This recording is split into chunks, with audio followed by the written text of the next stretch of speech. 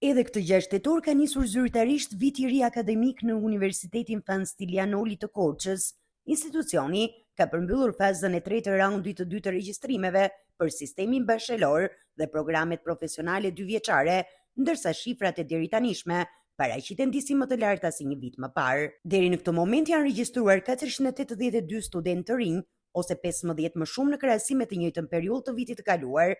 Nga këta, 369 i përkasin programeve bachelor, ndërsa 113 programeve profesionale 2 vjeçare. Rektori i universitetit, Lorenzo Ekonomi, u shpreh se trendi i regjistrimeve është pozitiv dhe se universiteti poruan kuotat e mëparshme me një rritje të lehtë krahasuese.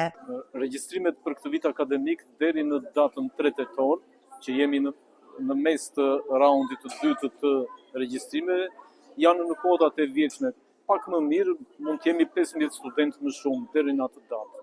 Shpresojmë që kjo diferencë të rritet. Masterat shkencore janë, ose masterat në përgjithësi, janë goxha më mirë se sa vjet.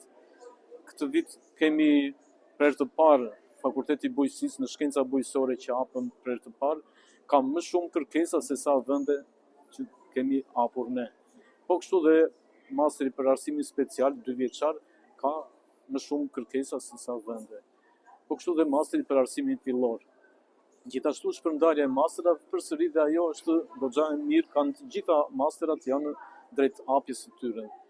Sipas të dhënave zyrtare, Fakulteti i Shkencave Natyrore dhe Humane kryeson me 190 studentë të regjistruar, ndjekur nga Fakulteti Ekonomik me 127, Fakulteti i Edukimit me 103 dhe Fakulteti i Bujqësisë me 62 regjistrime. Do mbetet në pararoj infermieria me sportet, pastaj financa, degët që kanë informatikën. Këtë vit kemi ndryshime dhe në Fakultetin Bujqësor. Është rritur numri i kërkesave, po ashtu dhe në turizëm kemi më shumë kërkesa se vitet e tjera. Është një shpërndarje më e drejtë këtë vit. Në disa programe si gjuha frënge dhe gjuha letërësisht shqipe dhe gjuha pakicash, këtë vit nuk është regjistruar asnjë student.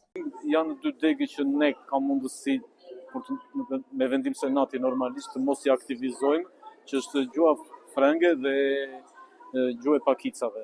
Procesi i regjistrimeve do të vijojë me përfundimin e raundeve të dytë dhe të tretë, ndërsa paralelisht janë mbyllur aplikimet për programet master shkencor dhe master profesional, megjithëse 463 aplikime, 148 në master shkencor dhe 315 në master profesional.